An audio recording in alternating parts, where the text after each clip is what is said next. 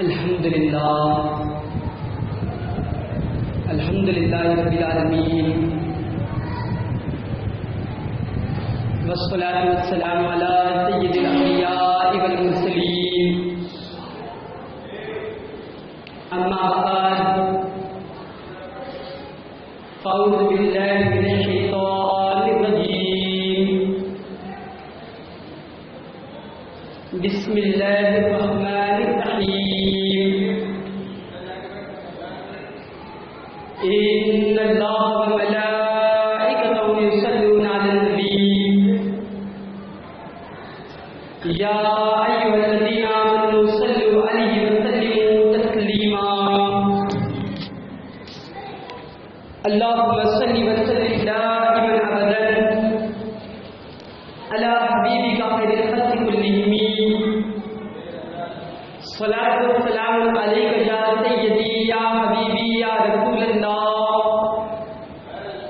صلی اللہ تعالی علیہ وسلم۔ تاجدار رسالت شہنشاہ ماہ نبوت صلی اللہ تعالی علیہ وسلم کی عادت کریمہ ہے کہ آپ جب کبھی جس کسی مسجد میں داخل ہوتے اعتکاف کی نیت فرما لیا کرتے۔ جو بندہ مسجد کے اندرونی حصے میں داخل ہو کر اعتکاف کی نیت کر لیتا ہے، اللہ عز و جل اس کی ہر سانس کے عوض اس کے نام اعمال میں 10 نیکیاں درج فرماتا ہے، 10 گناہوں کو مٹاتا ہے اور اس کا ایک درجہ بلند فرماتا ہے۔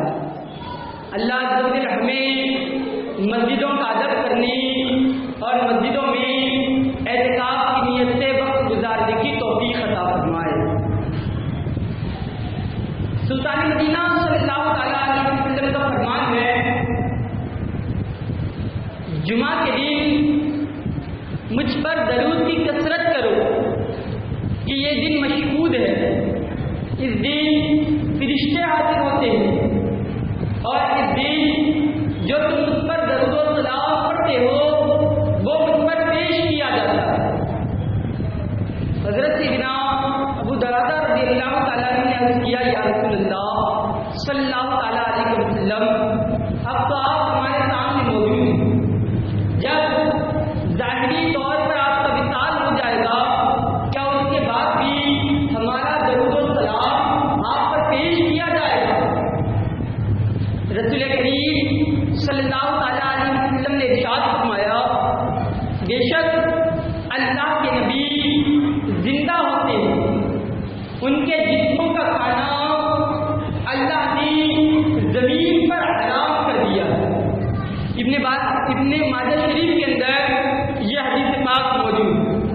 پیارے محترم اسلام بھائیوں، کیا معلوم ہوا کہ جمعہ کا دن یہ بڑا افضل ہے اور اس دن کثرت کے ساتھ درود و سلام پڑھنا چاہیے، اور نبی رسول ان کے لیے یہ فرمایا گیا کہ ان کے جسموں کا کھانا زمین پر حرام ہے، یہ زندہ ہے، بس دیکھنے والی نگاہ چاہیے تو زندہ ہے اللہ، تو زندہ ہے اللہ، میرے چشم عالم چھپ جانے والا۔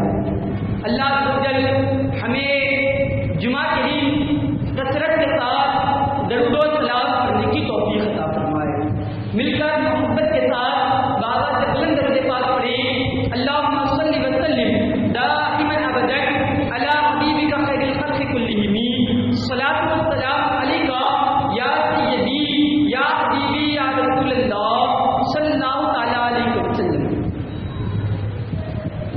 اللہ عز و جل اپنے پاک کلام قرآن مجید میں ارشاد فرماتا ہے، رضی اللہ عنہم ورضوا عنہ ذلک لمن خشی ربہ۔ یہ آیت مبارکہ صحابہ کرام کی شان میں نازل ہوئی۔ اللہ سبحانہ و تعالیٰ ارشاد فرماتا ہے، وہ مجھ سے راضی ہیں اور میں ان سے راضی ہوں۔ اور یہ منصب، یہ مقام انہیں ملا کرتا ہے جو اللہ سے ڈرتے ہیں۔ پیارے اور محترم اسلامی بھائیوں، صحابہ کرام سے زیادہ کس کے سینوں کے اندر خوف خدا ہو سکتا ہے؟ ان سے زیادہ کون اللہ سے ڈرنے والا ہو سکتا ہے؟ ان کی شان یہ ہے کہ وہ اللہ سے ڈرتے ہیں، اور ان کا مقام یہ ہے کہ اللہ ان سے راضی ہے اور وہ اپنے رب سے راضی ہے۔ آج اگر ہم ساری دنیا کو دیکھیں تو ہر انسان خوف زدہ ہے، کس سے؟ دنیا کا مال نہ چلا جائے اس لیے خوف زدہ ہے، رشتہ دار اور دوست ناراض نہ ہو جائیں اس لیے خوف زدہ ہے، جہاں کام کرتا ہے وہاں کا مالک ناراض نہ ہو جائے اس بات سے خوف زدہ ہے۔ لیکن اللہ کا خوف آج ہمارے سینوں کے اندر نظر نہیں آتا۔ صحابہ کرام تمام خوفوں سے بے خوف تھے اور اللہ کا خوف ان کے سینوں میں تھا، اور آج ہماری کیفیت یہ ہے کہ اللہ کا خوف ہمارے سینوں میں نہیں ہے، اس کے علاوہ تمام جہاں کے خوف ہمارے سینوں کے اندر آ چکے ہیں۔ پیارے اور محترم اسلامی بھائیوں، حضرت سیدنا سفینہ رضی اللہ تعالیٰ یہ ایک صحابی رسول ہے۔ آپ صحابہ کرام کے ساتھ افریقہ کے جنگل سے گزر رہے تھے۔ ہوا یوں کہ مرکزی قافلے سے آپ بچھڑ گئے اور الٹی سر سے جانے لگے، جدھر جاتے جنگل ہی جنگل نظر آتا، اور وہ صحابہ جو حضرت سفینہ سے بچھڑ گئے تھے وہ بھی مسلسل حضرت سفینہ کو تلاش کرتے، لیکن کہیں پر حضرت سفینہ رضی اللہ تعالیٰ عنہ کو نظر نہیں آئی۔ حضرت سفینہ آگے بڑھتے گئے حتیٰ کہ وہ اور جنگل کے اندر گھنے جنگل کی طرف جا رہے تھے۔ ایک مقام آیا جہاں پر جنگل کا شیر دہاڑتے ہوئے حضرت سفینہ رضی اللہ تعالیٰ عنہ کی طرف آنے لگا۔ حضرت سفینہ نے اس کا کوئی مقابلہ نہیں کیا، سینہ تان کر کھڑے ہو گئے کہ دیکھ لے یہاں پر بھی کوئی ایک اللہ کا بندہ ہے جس کے سینے کے اندر شیر جیسا دل ہے۔ شیر کو شیر کیوں کہا جاتا ہے؟ اس کی وجہ کیا ہے؟ اس کی وجہ یہ ہے کہ اگر کسی بھی جانور سے طاقت کے ساتھ مقابلہ ہو، چاہے وہ ہاتھی ہو، گینڈا ہو، جب ان سے بھاری کوئی طاقت نظر آئے تو پیچھے ہٹ جاتے ہیں۔ شیر کو شیر اس لیے کہتے ہیں کہ اس کے سامنے کیسی ہی طاقت کیوں نہ ہو، گن اور توپ لے کر اس کے سامنے چلے جائیں وہ پیٹھ دکھا کر پیچھے نہیں بھاگتا۔ اور جنگل کا شیر اور پنجرے کے شیر میں بڑا فرق ہوتا ہے۔ جنگل کا شیر یہ بڑا بے باک قسم کا ہوتا ہے۔ وہ شیر جب حضرت سفینہ کے سامنے آیا تو آپ نے کوئی اپنی حفاظت کے لیے معاملہ نہیں کیا، بلکہ اس سے اتنا ارشاد فرمایا کہ میں مصطفیٰ جان رحمت صلی اللہ تعالیٰ علیہ وسلم کا غلام ہوں۔ یہ کہنا تھا کہ شیر آیا اور اپنے سر کو جھکا کر آپ کے قدموں میں بیٹھ گیا، جیسے کوئی پالتو کتا اپنے مالک کی اطاعت و فرمانبرداری کرتا ہے، اسی طریقے سے وہ شیر آ کر حضرت سفینہ کے قدموں میں بیٹھ گیا اور حضرت سفینہ کو لے کر وہ چل پڑا، یہاں تک کہ قافلے کا راستہ بتایا، اس کے بعد وہ لوٹ کر آیا۔ جنگل کے اس ویرانے کے اندر اس شیر کو کس نے بتا دیا کہ محمد رسول اللہ صلی اللہ تعالیٰ علیہ وسلم یہ کون ہے؟ ان کے غلام بھی ہیں اور ان کی اطاعت و فرمانبرداری کرنی چاہیے۔ حقیقت حال یہ ہے کہ جو اللہ سے ڈرتا ہے تمام مخلوق اس سے ڈرنے لگتی ہے اور اس کی اطاعت کرنے لگ جاتی ہے، اور جو اللہ سے بے خوف ہو جاتا ہے پھر وہ کتے سے بھی ڈرتا ہے، بلی سے بھی ڈرتا ہے، گلی کے لیڈر سے بھی ڈرتا ہے، محلے کے پہلوان سے بھی ڈرتا ہے، وہ سب سے ڈرتا ہے، جو رب سے نہیں ڈرتا، اور جب اپنے رب سے ڈر جائے پھر وہ کسی سے نہیں ڈرتا۔ علامہ اقبال اسی کو اپنے انداز میں بیان کرتے ہیں کہ ایک سجدہ جسے میراث سمجھتا ہے ہزار سجدوں سے دیتا ہے آدمی کو نجات۔ جو اللہ کی بارگاہ میں جھک جائے پھر ہزار لوگوں کے پاس جھکنے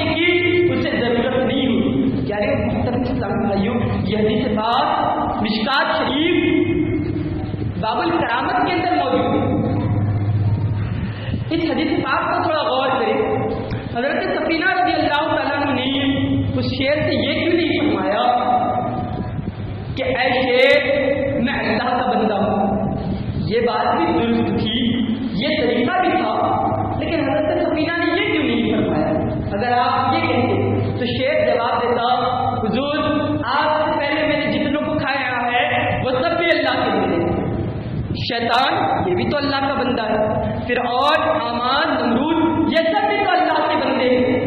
وہ میں نے جتنوں کو آج سے پہلے کھایا وہ بھی تو اللہ ہی کے بندے تھے. آپ بھی صحیح یہ کہہ کر آپ کی طرف کو بڑھ جاتا. آپ نے فرمایا میں محمد رسول اللہ صلی اللہ تعالیٰ علیہ وسلم کا غلام. یہاں پر یہ چیز ثابت ہوتی ہے کہ مصیبت کے وقت رسول کریم صلی اللہ تعالیٰ علیہ وسلم کو یاد کرنا اور آپ کو وسیلہ لینا یہ کوئی شرک نہیں بلکہ صحابہ کرام کا طریقہ ہے. جس کے دل میں خوف کا خدا آ جاتا ہے پھر اللہ تعالیٰ ان کی عزتوں کو بہت بلند فرماتا ہے. حضرت ابن ابو مسلم خولانی رحمت اللہ تعالیٰ علیہ تابعی بزرگ ہیں، یمن کے رہنے والے ہیں. رسول پاک صلی اللہ تعالیٰ علیہ وسلم کے دور میں اور آقا کریم صلی اللہ تعالیٰ علیہ وسلم کے ظاہری پردہ فرمانے کے بعد کچھ نبوت کے جھوٹے دعوے دار سامنے آئے. مسلمہ کذاب جس کو سب جانتے ہیں، یمن کے اندر اور ایک شخص پیدا ہوا جس نے جھوٹی نبوت کا دعویٰ کیا جس کا نام اسود تھا. اس نے یمن کے اندر جھوٹی نبوت کا دعویٰ کیا. حضرت ابو مسلم خولانی رضی اللہ تعالیٰ عنہ جنہوں نے بعد میں بڑی شہرت پائی، جو بہت بڑے محدث بھی ہوئے، آپ کو اسود کے سپاہیوں نے پکڑ لیا اور لے جا کر اسود کے دربار میں پیش کیا. وہ کہنے لگا کہ مجھے اللہ کا رسول مان لیا. حضرت ابو مسلم کہنے لگے ہرگز میں دنیا کے سب سے بڑے جھوٹ کی تائید نہیں کر سکتا. اس نے کہا اگر تو نہیں کہے گا تو تمہارے ہاتھ کاٹ لیے جائیں گے. آپ نے فرمایا ٹھیک ہے کاٹ لیں. اس نے کہا تمہارے پیر کاٹ لیے جائیں گے. کہا ٹھیک ہے کاٹ لے. اس نے کہا تمہارا سر مار دیا جائے گا. کہا ٹھیک ہے مار دے، لیکن میں محمد عربی صلی اللہ تعالیٰ علیہ وسلم کا غلام ہوں. ہرگز میں تیری اس جھوٹ کی تائید نہیں کروں گا. میں ہرگز تجھے اپنا نبی نہیں مانوں گا. میں رسول پاک صلی اللہ تعالیٰ علیہ وسلم کا غلام ہوں. چاہے جو ہو جائے میں تیری بات کی تائید نہ کروں گا. اسود کو بڑا غصہ آیا اور اس نے کہا ٹھیک ہے سزا کیسی ہوتی ہے یہ میں تمہیں بتاتا ہوں. یہ کہتے ہوئے ایک بلند آگ اس نے لگائی اور اس آگ کے شعلے بڑے بلند تھے. اس میں حضرت ابو مسلم خولانی رحمۃ اللہ تعالیٰ علیہ کو اس آگ کے اندر ڈالا. جب آگ کو آگ میں ڈالا جا رہا تھا تو نہ چہرے پر کوئی پریشانی کے آثار تھے، نہ آپ خوف زدہ تھے. بالکل اطمینان کے ساتھ آپ آگ کے اندر تشریف لے گئے. خدا کا کرنا یہ تھا کہ آگ حضرت ابو مسلم خولانی پر گلزار ہو گئی. آپ آگ میں تو پہنچے لیکن آگ کا کوئی اثر آپ کے جسم پر نہ ہو اور آپ آگ کے اندر تیرتے رہے حتیٰ کہ وہ آگ آپ نے تیر کر بجھا دی. اس کے بعد باہر آئے. اسود نے دیکھا کہ یہ کون اللہ کا بندہ ہے، یہ کون بندے مجاہد ہے، یہ کیسا بندہ ہے کہ جس پر آگ اثر نہیں کرتی اور جس نے تیرتے آگ کو بجھا دیا ہے. اس کے اوپر ایک ہیبت تاری ہے. اس نے کہا کہ نہیں تمہیں یمن میں نہیں رہنے دیا جائے گا، تمہیں یمن بدل کر دے. یہ کہتے ہوئے ملک کی سرحد کے باہر لے جا کر آپ کو چھوڑ دیا گیا. اس واقعے کو کسی نے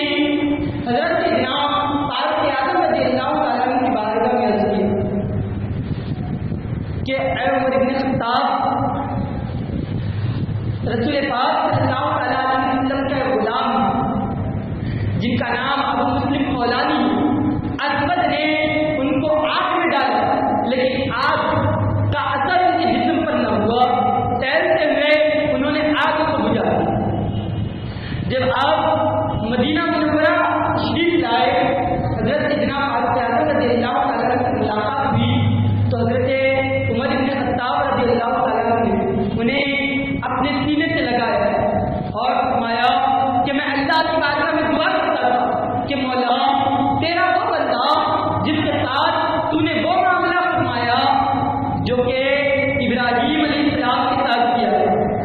میرے وصال سے پہلے، میری موت سے پہلے مجھے ان کا دیدار کا فرما۔ اللہ نے میری اس دعا کو قبول کر لیا۔ حضرت عمر بن خطاب رضی اللہ تعالیٰ عنہ کافی دیر تک روئے اور حضرت ابو مسلم خولانی کو اپنے گھر لے گئے، آپ کی تعریف و توصیف بیان کروائی۔ وہ کون سی چیز تھی جس نے حضرت ابو مسلم خولانی کو آگ میں گرتے وقت بے خوف کر دیا؟ وہ تھا اللہ کا خوف۔ آپ جانتے تھے کہ اگر اللہ چاہے تو یہ آگ بھی مجھ پر کوئی اثر نہیں کر سکتی۔ آپ جانتے تھے کہ جو اللہ کا ہو جائے مخلوق اس کی تابعدار ہو جاتی ہے، جس نتیجے میں اللہ کا خوف آ جاتا ہے کہ دوسرا کوئی خوف اس کے سینے کے اندر باقی نہیں رہتا۔ یہی وجہ تھی کہ صحابہ کی عزتیں بڑی بلند ہوئی اور وہ اللہ سے بہت زیادہ ڈرنے والے تھے اور کسی بھی مصیبت، کسی بھی آفت، کسی بھی پریشانی سے نہیں ڈرتے، محض اللہ سے ڈرتے۔ محترم تو مکرم اسلامی بھائیوں، شاہ عبدالحق محدث دہلوی رحمہ نے حضرت جناب عمر بن خطاب رضی اللہ تعالیٰ عنہ کے متعلق لکھا ہے کہ حضرت فاروق اعظم رضی اللہ تعالیٰ عنہ کے دور میں ایک آگ مدینہ منورہ کے قریب کچھ پہاڑ تھے، اس پہاڑوں سے نکل کر آبادی کی طرف آ گئی۔ لوگ حیرت زدہ ہوئے کہ یہ آگ اگر شہر کے اندر آ جائے، اس کی لپیٹ میں ہزاروں لوگ آ جائیں گے، گلیوں بازار جل کر ختم ہو جائے گا۔ حضرت عمر بن خطاب رضی اللہ تعالیٰ عنہ کی بارگاہ میں حاضر ہوئے، عرض کیا ہے امیر المومنین، اے خلیفۃ المسلمین، ایک آگ مدینے کی طرف آ رہی ہے، آپ کچھ کیجیے۔ حضرت عمر بن خطاب رضی اللہ تعالیٰ عنہ نے یہ نہیں فرمایا کہ میری سواری نکالو، جا کر دیکھتے ہیں کہ آگ کیسے آ رہی ہے اور وہاں جا کر کچھ دعا کرتے، کچھ درود پڑھتے۔ یہ طریقہ بھی اسلامی تھا، اس پر کوئی اعتراض نہیں۔ حضرت عمر بن خطاب رضی اللہ تعالیٰ عنہ نے اپنی چادر نکالی اور ایک صحابی رسول کو دے کر فرمایا کہ اسے لے جاؤ اور لے جا کر اس آگ کو دکھا دے، جیسے وہ آئی ہے ویسے لوٹ کر چلی جائے۔ حضرت عمر بن خطاب رضی اللہ تعالیٰ عنہ کی چادر کو لے کر اس آگ کے پاس پہنچے اور وہاں جا کر اس آگ کے سامنے حضرت فاروق اعظم کی چادر کو دکھانا تھا کہ جس طرف سے آگ بڑھتی ہوئی آ رہی ہے اسی طرف وہ واپس لوٹ کر چلی گئی اور پہاڑ کے اندر جا کر ختم ہو گئی۔ کیا جو اللہ سے ڈرتے ہیں ان کا کیسا سکہ دنیا کے اوپر چلتا ہے، ان کی کیا شان ہے، کیا عظمت ہے، کیا بلندی ہے۔ حضرت فاروق اعظم رضی اللہ تعالیٰ عنہ کے دور میں فتوحات کا سلسلہ تھا۔ ایک لشکر ایران کی طرف گیا، وہاں جانے کے بعد وہ لشکر لڑ رہا تھا۔ ایرانیوں نے ایک مکاری یوں کی کہ جس طرف صحابہ کرام تھے ان کے سامنے کھڑے ہو کر یہ لڑ رہے تھے، صحابہ کے پیچھے ایک پہاڑ تھا، پہلے سے پہاڑ کے پیچھے انہوں نے ایک لشکر کو چھپا کر رکھا تھا اور اسے کہا تھا کہ جب مسلمان ہم سے جنگ کرے تو پیچھے سے تم بھی حملہ کرو، ادھر سے ہماری فوج، ادھر سے ہماری فوج، بیچ میں مسلم فوج ہوگی، ہم ان کو کچل کر رکھ دیں گے۔ جب انہوں نے یہ منصوبہ بنایا، میدان جنگ کے اندر آئے، جنگ جاری۔ حضرت عمر بن خطاب رضی اللہ تعالیٰ عنہ خطبہ دیتے ہوئے آپ نے ارشاد فرمایا، اے ساریہ پہاڑ کی طرف متوجہ ہو، اے ساریہ پہاڑ کی طرف متوجہ ہو، اے ساریہ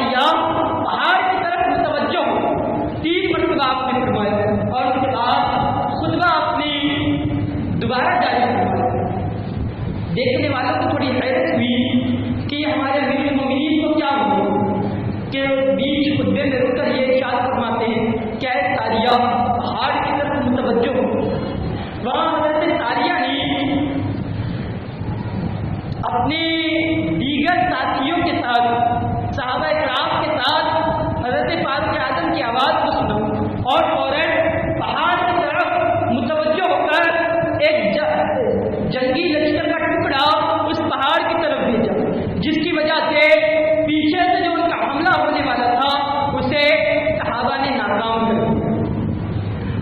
جنگ کے بعد جب صحابہ مدینہ منورہ پہنچے، حضرت گناہ عمر بن خطاب رضی اللہ تعالیٰ عنہ کی بارگاہ میں عرض کرنے لگے، یوں ہوا کہ ہم جنگ لڑ رہے تھے، ایرانیوں نے دغابازی کی اور ہمارے پیچھے جو پہاڑ تھا اس کے پیچھے پہلے سے ایک فوجی دستہ چھپا کر رکھا جو ہم پر حملہ کرنے والا تھا کہ ہم نے یہ آواز سنی، اے ساریہ پہاڑ کی طرف متوجہ ہوئے، جو آواز حضرت فاروق اعظم کی آواز سے بہت زیادہ ملتی تھی، بلکہ بعضوں نے کہا کہ وہ حضرت فاروق اعظم رضی اللہ تعالیٰ عنہ کی آواز۔ لوگوں نے کہا یہ تم ہمیں آج بتاتے ہو، یہ تو ہم نے اسی دن خطبے کے دوران سن لیا تھا جب عمر بن خطاب رضی اللہ تعالیٰ عنہ تمہیں آگاہ فرمائے۔ پیارے اور محترم اسلام بھائیو، حضرت فاروق اعظم مدینہ منورہ ایران کے اندر لشکر ایک طویل فاصلہ ہے، لیکن اللہ نے اپنے محبوب کے صحابہ کو یہ شان عطا فرمائی ہے کہ یہاں سے پکارتے ہیں تو ان کی آواز وہاں تک جاتی ہے۔ اپنی نگاہوں سے آپ نے ملاحظہ فرما لیا کہ میں جس کا خلیفہ ہوں اس لشکر پر آفت آنے والی ہے اور ان کو آگاہ فرمایا۔ یعنی صحابہ کرام کی شان بڑی بلند ہے اور یہ شان خوف خدا کی وجہ سے ان کو عطا ہوئی۔ حضرت عمر بن خطاب رضی اللہ تعالیٰ عنہ کے دور میں بہت زیادہ فتوحات ہوئی، جس میں ایران اور عراق پر بھی چڑھائی کی گئی، یہودیوں اور عیسائیوں کی جنگ کا معاملہ تھا۔ حضرت خالد بن ولید جنگ کے جنگی لشکر کے جنرل تھے اور حضرت سعد ابن ابی وقاص اس لشکر کے امیر تھے۔ جنگ لڑنے کے لیے یہ لوگ پہنچے، یہودیوں پر حملہ کرنے والے تھے کہ وہ لوگ نکل کر بھاگے اور پہلے سے انہوں نے یہ منصوبہ بنایا تھا دریائے دجلہ کے تحت کشتیوں کو تیار کرنا اور جا کر ان کشتیوں میں بیٹھ کر نکل گئے اور خوشی منا رہے تھے کہ دیکھو ہم نے مسلمانوں کو کے ہاتھ پکڑے، مسلمانوں کو ہمیں پکڑنے نہیں دیا، مسلمان وہ پیچھے رہ گئے اور ہم نکل کر چلے گئے، ہم بچ گئے، اس بات کی وہ خوشی منا رہے تھے۔ سارا لشکر دریا کے قریب پہنچا اور جا کر گئے۔ امیر لشکر حضرت سعد بن ابی وقاص اور جنرل حضرت خالد بن ولید نے اپنی فوج سے مخاطب ہوتے ہوئے ارشاد فرمایا، کیا ہوا، کیوں رک گئے، کیا موت سے ڈرتے ہو، موت کے ڈر کی وجہ سے تم نے اپنے گھوڑوں کو روک لیا ہے؟ عرض کیا حضور اگر موت سے ڈرتے تو یہاں پر کیوں آتے؟ ہم تو اپنی جان راہ خدا میں قربان کرنے کے لیے آئے ہیں، آگے دریا ہے، ہمارے پاس کشتی نہیں ہے، گھوڑے ہیں، ہم کیسے اس دریا کو پار کریں، ہم کیسے اس دریا کے اندر جائیں؟ آپ نے فرمایا کہ اللہ کا نام لو اور اس کے اندر اپنے گھوڑے ڈالو۔ تمام فوج تیار ہوئی، سب نے اپنے اپنے گھوڑے تیار کیے۔ امیر و جنرل کے ذہن میں خیال آیا کہ ہمیں پہل کرنی چاہیے، سارے لشکر کو پیچھے کیا، سب سے آگے دو گھوڑے لگے، ایک گھوڑے پر حضرت سعد ابن ابی وقاص جو امیر لشکر تھے اور دوسرے گھوڑے پر حضرت خالد ابن ولید جو اس لشکر کے جنرل تھے۔ دونوں بیٹھنے کے بعد بسم اللہ مجریہا و مرساہا کہتے ہوئے اپنے گھوڑوں کو دریا میں ڈال دیا اور ایسے ڈالا کہ پیارے اور محترم اسلامی بھائیوں، مؤرخ لکھتا ہے کہ گھوڑوں کی ٹانگوں سے پانی نہیں بلکہ دھول اٹھی، اس طریقے سے لشکر کو پانی کے اندر ڈال دیا اور پار نکل گئے۔ اور ایک روایت یہ بھی ملتی ہے کہ وہ دریا کے قریب کھڑے ہو کر حضرت سعد بن ابی وقاص رضی اللہ تعالیٰ عنہ اس دریا سے مخاطب ہو کر فرمایا، اے دریا تو اللہ کے حکم سے بہتا ہے، ہم بھی اللہ کا پیغام لے کر آئے ہیں، ہمارے لیے راستہ فراہم کر دے، تجھے محمد رسول اللہ صلی اللہ تعالیٰ علیہ وسلم کا وسیلہ ہم دیتے ہیں، ہمارے لیے راستہ فراہم کر۔ حضرت عمر بن خطاب رضی اللہ تعالیٰ عنہ کی عدالت کا مجھے واسطہ دیتے ہیں، ہمارے لیے راستہ فراہم کر۔ یہ کہہ کر بسم اللہ مجریہا مرساہا کہتے ہوئے اپنے گھوڑوں کو ڈال دیا، تو ایسے ڈالا کہ گھوڑوں کی ٹانگوں سے ایک بوند پانی نہیں بلکہ دھول اڑتی۔ اسی کا نقشہ علامہ اقبال نے کچھ اس طریقے سے کھینچا کہ دشت و دشت دریا بنا گھوڑے ہم نے، بحر ظلمات میں دوڑا دیے گھوڑے ہم نے۔ آگے لکھتے ہیں کھیت وہ آباد تمہارے پر تم کیا ہو، ہاتھ پر ہاتھ دھرے منتظر تلوار، جنہوں نے ایسے کارنامے کیے وہ تمہارے آبا و اجداد تھے، اور تمہاری کیفیت کیا ہے کہ ہاتھ پر ہاتھ رکھ کر انتظار کر رہے ہو کہ جیسا موسیٰ علیہ السلام کی قوم کو آسمان سے منّا والسلویٰ اترتا تھا ویسا تمہارے لیے بھی اترے گا۔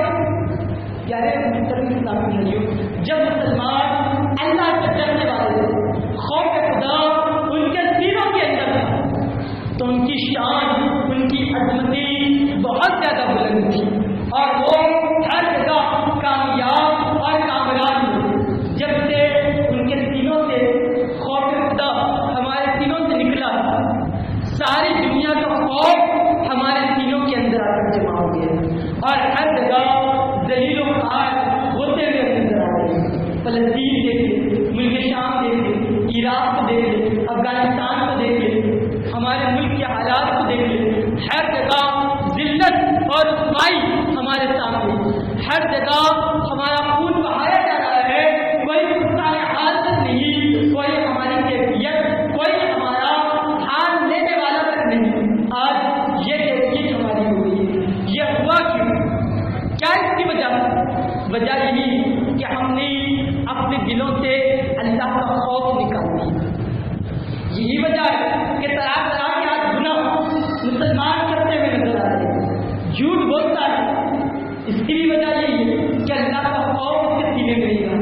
اگر اللہ کا خوف اس کے سینے میں ہوتا تو وہ یہ خیال کرتا کہ میرا رب جس کی بارگاہ میں مجھے بروز محشر حاضر ہوتا ہے، جس کی بارگاہ میں حاضر ہوتا ہے مجھے اپنی زندگی کا حساب دینا ہے، کیا میں وہاں جا کر جواب دوں گا؟ اور وہ اس سے رک جاتا ہے، غیبتیں کرتا ہے، گالی بکتا ہے، وعدہ خلافیاں کرتا ہے، والدین کو ستاتا ہے، نماز کو چھوڑتا ہے، طرح طرح کے گناہ کرتا ہے۔ اس کی وجہ کیا ہے کہ دل کے اندر خوف خدا نہیں رہا۔ جب دل کے اندر خوف خدا راسخ ہو جاتا ہے تو بندہ خود بخود گناہوں سے بچنے والا ہو جاتا ہے۔ اللہ کو جو چیز پسند ہے اسے اپنانے والا بن جاتا ہے، اور اللہ کو جو چیز ناپسند ہے اس سے وہ بچتے ہوئے اپنی زندگی گزارنا پسند کرتا ہے۔ پیارے اور محترم اسلامی بھائیوں، آج دن اور رات ہمارے گناہوں کے اندر گزر رہی ہے، سارا معاملہ ہمارا عجیب و غریب، موت کا ڈر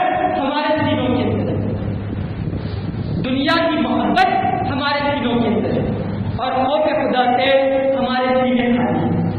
حضرت سیدنا عمر بن خطاب رضی اللہ تعالیٰ عنہ سے کسی نے آ کر عرض کیا کہ آپ کے پاس کون سی ایسی فوج ہے، کون سا ایسا لشکر ہے، کون سے ایسے ساز و سامان ہے کہ جس کی بنیاد پر آپ سارے ملک کو، ساری دنیا کو جنگ کا چیلنج دیتے ہیں؟ کون سی ایسی چیز تمہارے پاس؟ حضرت فاروق اعظم رضی اللہ تعالیٰ نے ارشاد فرمایا، تمہیں تمہارے بادشاہوں نے زندگی سے محبت کرنا سکھایا اور ہمیں ہمارے آقا نے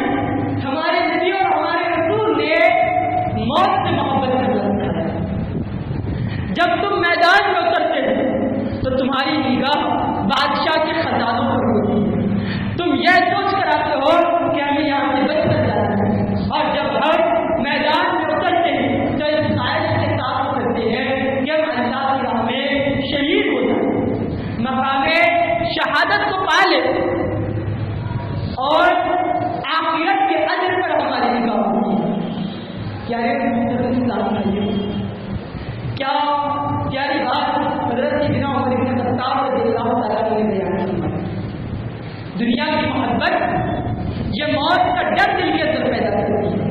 جب بندہ دنیا سے بہت زیادہ محبت کرنے لگتا ہے تو پھر وہ ڈرتا ہے کہ دنیا مجھ سے نہ چھوٹ جائے, کہیں موت آنے کے بعد یہ دنیا میری نہ چھوٹ جائے, اس لیے وہ خوف زدہ ہوتا ہے. موت کا ڈر بھی اس کے سینے کے اندر آ جاتا ہے. دنیا کی محبت یہ انسان کو تباہی کی طرف لے جاتی ہے. دنیا کی ضرورت کے لیے اسے ضرورت کے تحت رکھے جو بندہ رکھے وہ کامیاب ہے, اور جو اسے اپنا مقصد بنائے وہ ناکام ہوتا ہے. جس طرح دریا میں چلنے والی کشتی جب تک پانی کے اوپر ہوتی ہے, سوار اور کشتی دونوں سلامت ہوتی ہے, اور جب کشتی کے اندر پانی آ جاتا ہے تو نہ سوار باقی رہتا ہے نہ کشتی باقی رہتی ہے, دونوں ہی غرق ہو جاتے ہیں. جب تک بندہ دنیا کو اپنی ضرورت سمجھ کر رہے گا وہ کامیاب اور کامیاب رہے گا, اور جب اسے اپنا مقصد بنائے گا تو پھر وہ غرق ہوگا. ضرورت اس چیز کی ہے کہ ہم اپنے اندر تبدیل کریں, اللہ کا خوف ہمارے دلوں کے اندر پیدا کریں, رسول کریم صلی اللہ تعالیٰ علیہ وسلم کی محبت ہمارے سینوں میں پیدا کرے. دن اور رات ہمارے گناہوں میں گزرتے ہیں, ایسے سوتے ہیں کہ فجر کا ہمیں خیال نہیں رہتا, سارے دن میں نمازوں کو بھی چھوڑتے ہیں, جھوٹ بھی بولتے ہیں, غیبتیں بھی کرتے ہیں, والدین کو تکلیف بھی دیتے ہیں, کم توڑتے ہیں, باتوں کو توڑتے ہیں, طرح طرح کے گناہ کرتے ہیں. یہ تمام چیزیں آج ہمارے اندر اعلیٰ حضرت علیہ رحمہ ارشاد فرماتے ہیں, دن لہو میں کھونا چاہیے, شب صبح تک سونا چاہیے, شرم نبی خوف خدا یہ بھی نہیں وہ بھی نہیں. سارا دن لہو کے اندر غلط کاموں کے اندر گزار دیتے ہیں, اور جب بندہ سوتا ہے تو خدا سے غافل ہو کر طرح طرح کے گناہ کرتا سوتا ہے. پڑھتا اسے پاس و لحاظ نہیں رہتا, نہ شرم نبی باقی رہی, نہ خوف خدا باقی رہا, نہ یہ باقی ہے نہ وہ باقی. آج ہماری کیفیت یہ ہوتی ہے. ضرورت اس چیز کی ہے کہ ہم اپنے اوپر توجہ دیں اور اپنی آخرت کو سنوارنے کے لیے کوشش کریں, اپنی آخرت کو سنوارنے کے لیے محنت کریں. تحریک اسلامی کا پیغام یہی ہے کہ ہم اس دنیا میں رہتے ہوئے آخرت کی فکر کرنے والے ہیں. اللہ کا خوف یہ ہمارے سینوں کے اندر آتا ہے, خوف خدا یہ ہمارے سینوں میں آ جاتا ہے. رسول کریم صلی اللہ علیہ وسلم کی محبت, آپ کی اطاعت, آپ کی فرمانبرداری کا جذبہ یہ ہمارے سینوں کے اندر پیدا ہو. اسی کو لے کر تحریک اسلامی شب روز محنت کر رہی ہے. تحریک اسلامی کا ہفتہ واری مرکزی اجتماع ہر جمعرات اسی سنی مرکز مسجد بزرگان میں رات 9:15 سے 11:30 بجے تک ہوتا ہے, جس میں مختصر وقت کے اندر تلاوت, نعت, بیان, ذکر, دعا